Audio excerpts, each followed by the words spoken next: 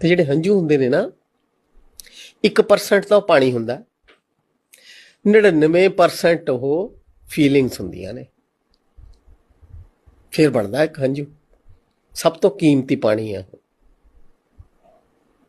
ਤੇ ਬਹੁਤੇ ਲੋਕ ਜਿਹੜੇ ਨੇ ਨਾ ਹੰਝੂ ਪੀ ਜਾਂਦੇ ਨੇ, ਤੇ ਜਿਹੜੇ ਹੰਝੂ ਹੁੰਦੇ ਨੇ ਨਾ 1% ਤਾਂ ਉਹ ਪਾਣੀ ਹੁੰਦਾ, 99% ਉਹ ਫੀਲਿੰਗਸ ਹੁੰਦੀਆਂ ਨੇ, ਫਿਰ ਬਣਦਾ ਇੱਕ ਹੰਝੂ। ਸਭ ਤੋਂ ਕੀਮਤੀ ਪਾਣੀ ਆ ਉਹ। ਤੇ ਬਹੁਤੇ ਲੋਕ ਜਿਹੜੇ ਨੇ ਨਾ ਹੰਝੂ ਪੀ ਜਾਂਦੇ ਨੇ, ਤੇ ਜਿਹੜੇ ਹੰਝੂ ਹੁੰਦੇ ਨੇ ਨਾ 1% ਤਾਂ ਉਹ ਪਾਣੀ ਹੁੰਦਾ, 99% ਉਹ ਫੀਲਿੰਗਸ ਹੁੰਦੀਆਂ ਨੇ,